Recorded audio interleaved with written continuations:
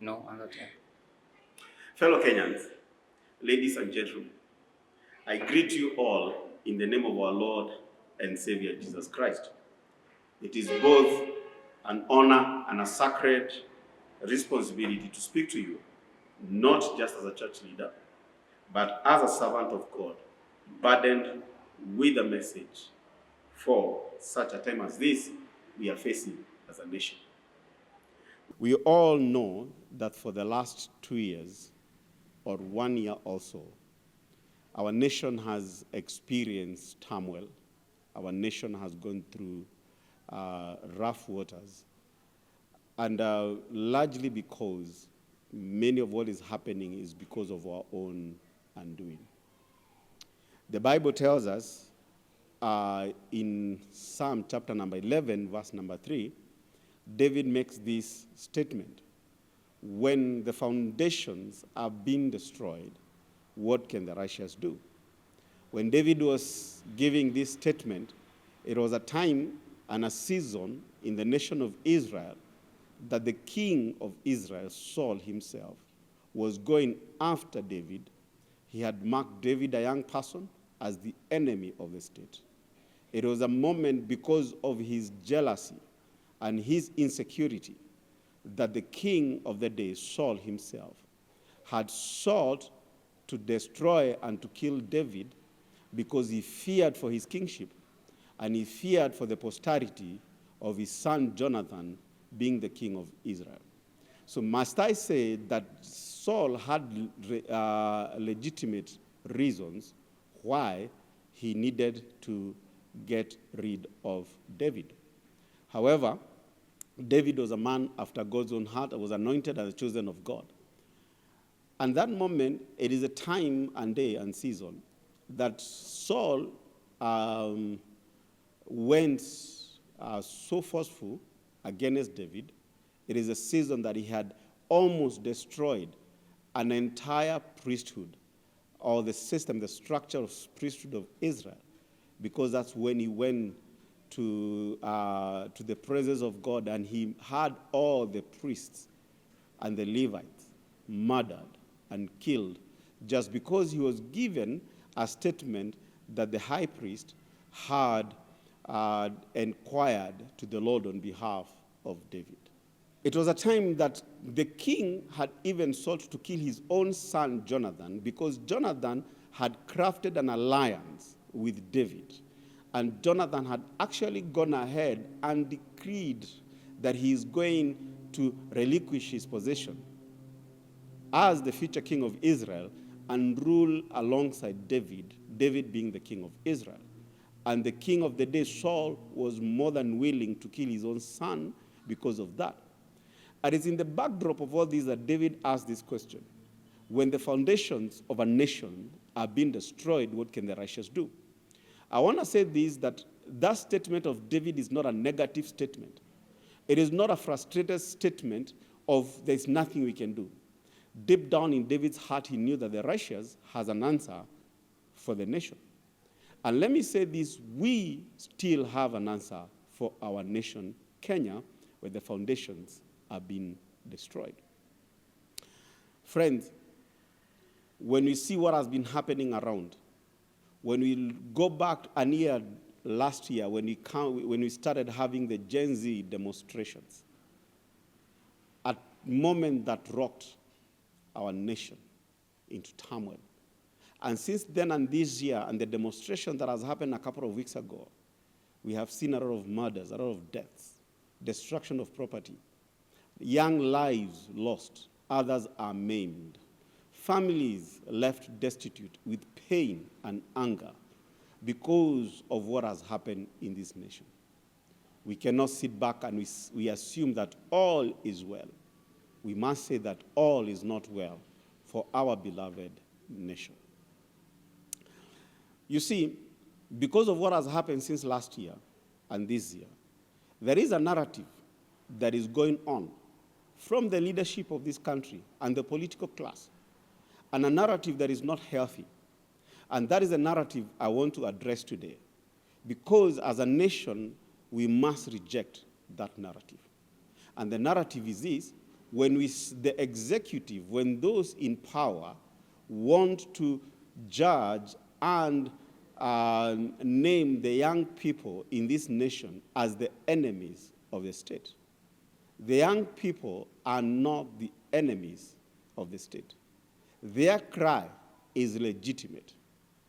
They can see and they have their own frustrations because they lack hope. When they think about their future, they don't see much hope in the future. And remember, this nation, it is there. It is theirs. They are the ones who are going to live in the Kenya of tomorrow. And right now, they are facing a lot of hardships, joblessness. They are educated. We went through free primary and secondary education for the last over 20 years. These young people are educated. They were given hope, and here they are, they're hopeless. They have all this energy, and they don't know where they're going to use it. And the other thing is this. These young people, because they have risen up, because they can see what is happening in the nation, they understand about the injustices that are happening in this nation. They are burdened because of bad governance in this nation. They are burdened because of corruption. And these young people have seen what is happening. And when they see the situation, they become disheartened, disillusioned, and not having a hope for their future. Now, let me say this. Our generation, the older generation, we are having a problem. We don't know how to deal with the Gen Zs. And I'm seeing an intergenerational rift. The young people not understanding us, the older generation. The older generation not understanding the younger generation. And the older generation wanting to force their ways to the younger generation. This is a generation that we educated them and we encourage them to be expressive, to speak up, not just to look the other way when injustices are happening, to speak up for their own rights. And we have empowered them through the schooling system. Now, when they are seeing what is happening in the nation, we cannot now just come and tell them, shut up, don't say. You see, the problem is this. Our older generation, we have crafted this vice.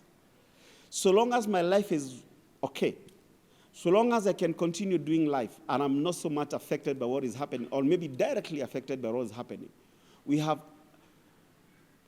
perfected this way of looking the other way, so long as it does not affect me. So we see the corruption. We know it's happening. We see the injustices. We see the bad governance. The leadership taking advantage of their positions. And I'm not just talking about even in the nation, in the political class, even in the private sector, in the churches, in the mosque. So we have learned to see things happen, and so long as they are not affecting me directly, we have learned to look the other way. Now we are frustrated that this young generation that is seeing what is happening, and they have refused to look the other way. They have determined that they are going to speak up. They are going to fight for what is right. They are going to fight for their future. And let me say this. To mark the young people as the enemies of the state and the enemies of this nation, great nation of ours, then we are losing the whole point. That means we are not willing to listen to them. That means we are still pushing them aside and terming their issues not legitimate.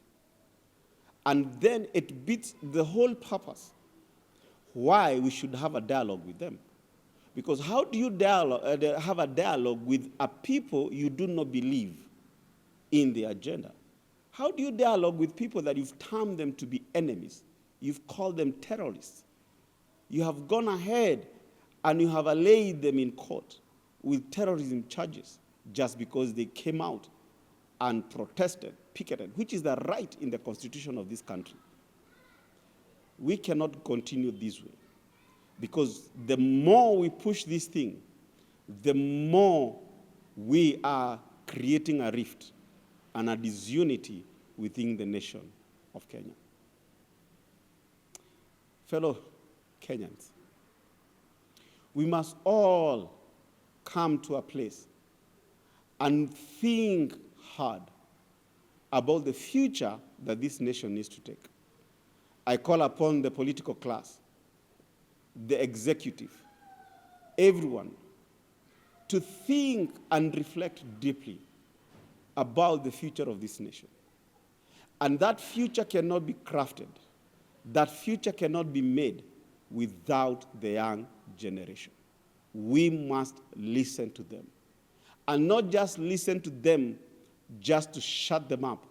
Listen to them with the desire to incorporate their ideas, to hear their grievances, to seek to change and to shift from our culture of bad governance, from our culture of wastage, from our culture of injustices, from our culture of corruption. And we must course correct and shift the direction we are taking as a country. You see, when I look at the Gen Z, what is so-called has been called the Gen Z movement, to me that has been an awakening. And the young people are being used to awaken the conscience of this nation of ours. Our conscience has been rotten. That's why we are comfortable looking the other way when vices are happening all around us. And these young people have said, no, it is not supposed to be that way. And I agree with them. It is not supposed to be that way. We must all come together and listen to each other and have a conversation of the way forward. And it's not a conversation so that we can have, not a conversation with this in mind, that it's a conversation to try and preserve a few individuals. It should not be a conversation for the government to conserve itself. It must be an open conversation that we are willing and ready to change what needs to be changed, even if it means a number of us or a few of us will be uncomfortable with the changes that are coming. Let me say this. With the directive to kill, others to maim, others in the political class saying, don't even just shoot to the legs, kill them. Let me say this to the executive and to the government of the day. You cannot force people and maim people to subjection. The more you push, the more you're creating more rift in the nation. The more you are fueling the desire for these young people to fight even more. So in case you are thinking by using force, using the power that you have been given by the same Kenyans, using the security agencies to try and force everyone to keep quiet, let me tell you this, you're not going to achieve. Remember I said, this is a generation that have grown up, encouraged to speak up. They don't know how to keep quiet. We are the last generation that learned to suffer quietly and not to speak up. We must embrace that this is a new generation and this is the future of this country. So we cannot force them. You cannot force them to keep quiet. And let me warn you, you are creating, out of these young people, more martyrs who are more than willing to die until they see justice. They see corruption end in this country. They see the end of bad governance. I want to ask you, because these same Kenyans, these same citizens, they are the same ones who celebrated you 2 years ago. They came to your meetings. They left their businesses. Oh, they sang songs in encouraging this government to enter into power. You need all of you to take stocks and ask yourself, what has happened? Why is everyone against us? Why are Kenyans rejecting our governance.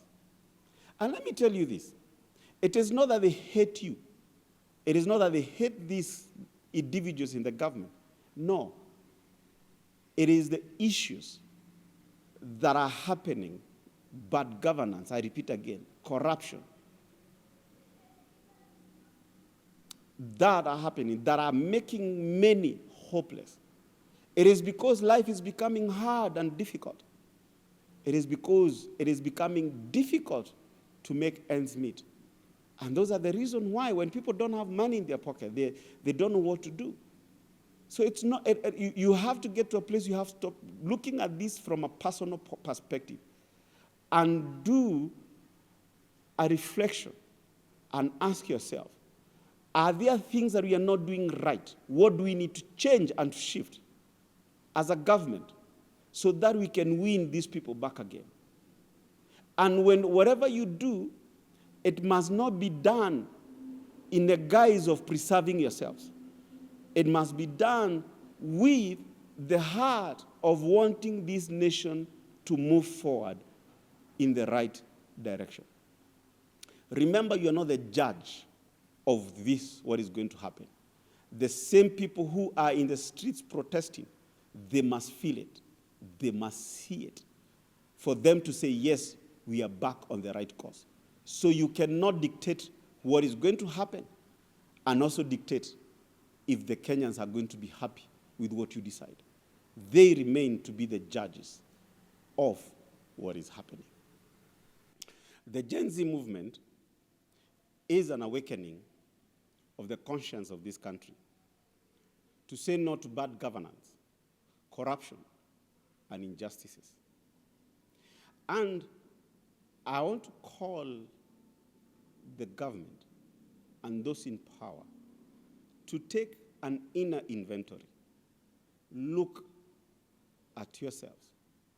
Why? Because these same young people, and the Kenyans at large, by their millions, they celebrated you. They came out in big numbers, by their thousands, to your rallies. They listened to you.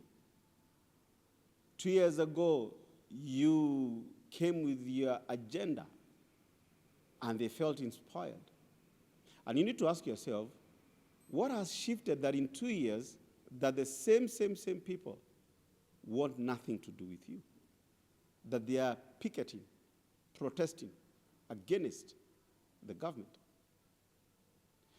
And let me say this, do not insult, let's stop insulting the intelligence of the young people, the intelligence of Kenyans, by casting blame. Blaming it is the politicians who are creating a wedge between the young people and the government. Or it is the parents who are speaking ill of the government and therefore agitating the young people to come out and protest. Or even debating and saying it is the religious leaders who are pitting the government against the young people. No, let us not do that. Because when we are looking and to blame others, and by doing so we are insulting the intelligence of these young people, that they can see the bad governance. They can see the injustices.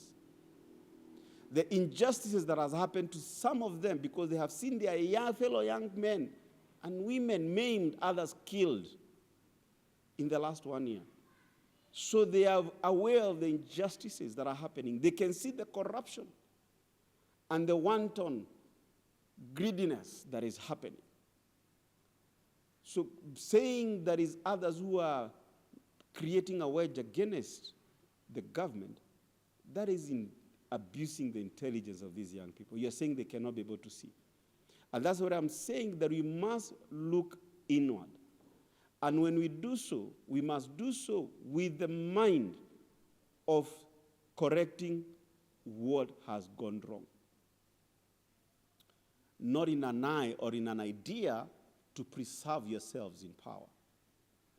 Kenya must come first. The future of this nation, the future of these young people must be taken into account, not just because of trying to safeguard a regime. I'm calling upon each and every one of us, both in the opposition, those in government, private sector, older generation, young people, we all must have a genuine conversation that is going to take into stock the future and the well-being of this country and the days to come and the years to come. Friends, allow me to speak to the Gen Zs. You have a clarion call. You are fearless, leaderless, tribeless. And let me tell you, some of those clarion calls are great. However, I have a problem with one of it. It's okay to be tribeless. Actually, I'm smiling because you might be the generation that is going to help this nation to walk away from tribalism. I love the idea that you're fearless. Yes, because to shift and to change the governance and the nation to move forward, then we must all be fearless.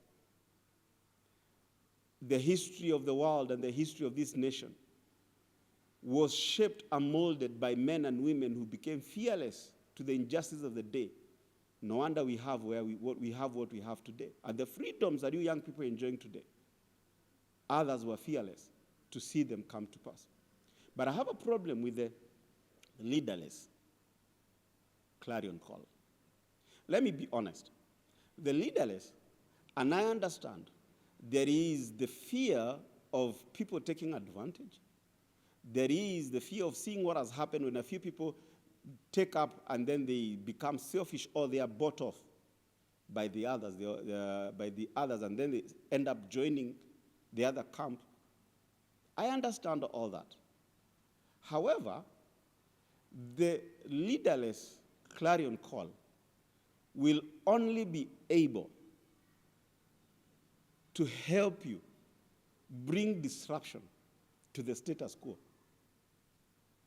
But it cannot help you to be able to forge the way forward.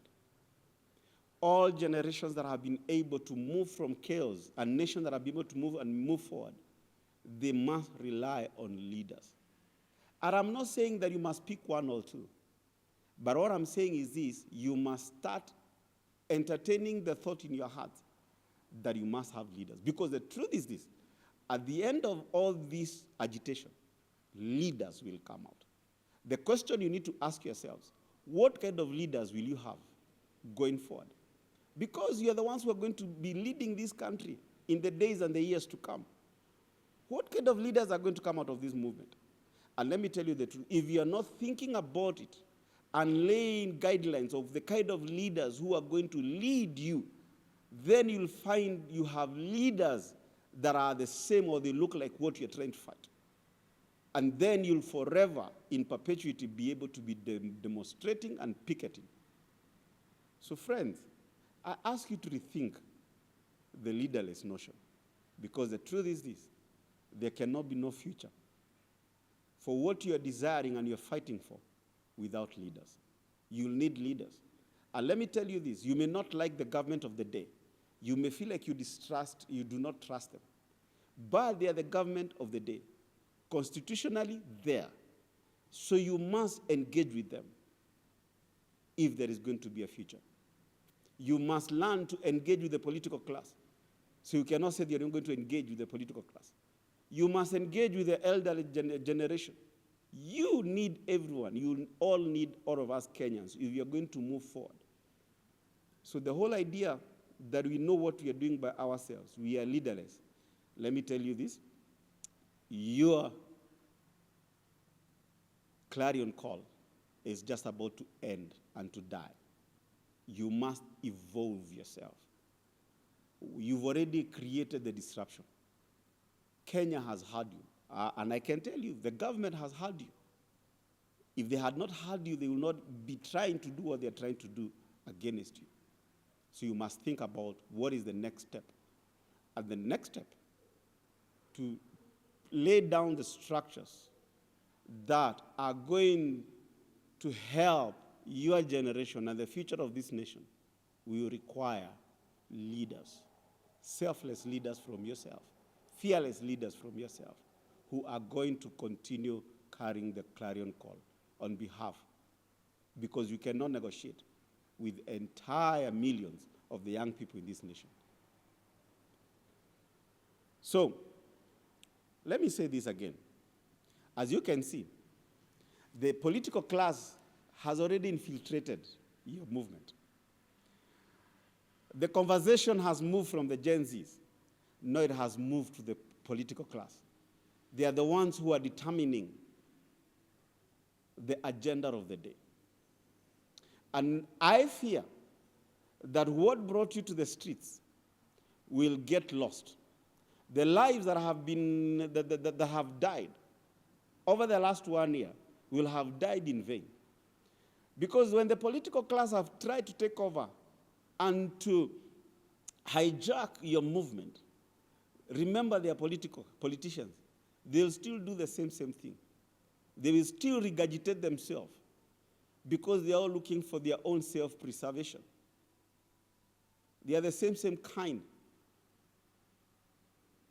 Same monkeys, different forest. We must move away from that. So friends, when you allow, some of you, when you allow the political class to use you to rise against your fellow young people, become goons, you maim, you beat, you do all those, you go loot. And these political class are just using you. I have seen you, how many of them have ended up in the courts? How many of them have spent their nights in jails? It's only you people that have been laid in court under terrorism charges because you've allowed yourself to be used. So for you, for some of you among yourself who are hungry for 500 shillings, 1,000 shillings, you need to see beyond. Don't let these people use your poverty, use your desperation to use you for their own political gain. Don't even allow those even in government to use you for the same. The young people, you must remain united towards the same clarion call of end of corruption, injustices, and bad governance in this country. That is a good clarion call. That I believe the entire nation is behind that agenda. End of injustices, bad governance, and corruption. You'll not even have to worry if people are going to be with you. People will be with you. Because that is what we need to all to fight for, and the future we need to look for. So don't allow yourself to be used in a cheap way and allow them to use you. Finally, Kenya, our nation, is at crossroads. And let me say this. We are at crossroads because what is happening today did not happen last year, did not happen 2 years ago. And to be honest, and to be fair to the Kenya Kwanza government, they are not the originators of the problems of this nation. They have also come and found a situation. Well, I agree they may not have done much to change and to shift the things as they are. So what is happening in this nation has been happening over a period of years, over years. So we've been creating what is happening to where we are. And right now as a nation, we are at crossroads. An older generation that does not understand the younger generation, and a younger generation that feels frustrated with the older generation. A younger generation that looked at us and they see us as hypocrites. And they don't understand. You brought us telling us we need to say no and stand up for what is right. And when we do it, then you want to tell us to shut up? And let me say this. The future of Kenya is these young people. They are the ones who are going to set the stage and the future of these young of our nation. So if we do not come together, the older generation and the young generation, and work together, then this rift is going to continue increasing. And the more it's going to continue increasing, then it means this. There will be no wise people, older generation, to help the younger generation pave way for their future when they reject the older generation. And the older generation reject the younger generation. we must all understand that things have shifted. The old way of doing things cannot be the status quo. We must all understand that change is with us. And even if we silence this generation, the next generation, the generation Alpha, they're even more explosive than the generation that is here today. So we all must embrace the shift and the changes, the generational shift and changes. All of us, we must. For those of us who are older, so that we can hold hands of the younger and all create a future Kenya that you all will desire to live in. A future Kenya that, as I'm working hard, as everyone else is working hard, that even if we are not going to be there, we can be confident that our children, our children's children, they will have a nation that they can be proud about, a nation that is prosperous, a nation that accommodates, a nation that gives them opportunities to make a life. Thank you. That is my few remarks. May God bless Kenya. May God bless each and every one of us. Thank you.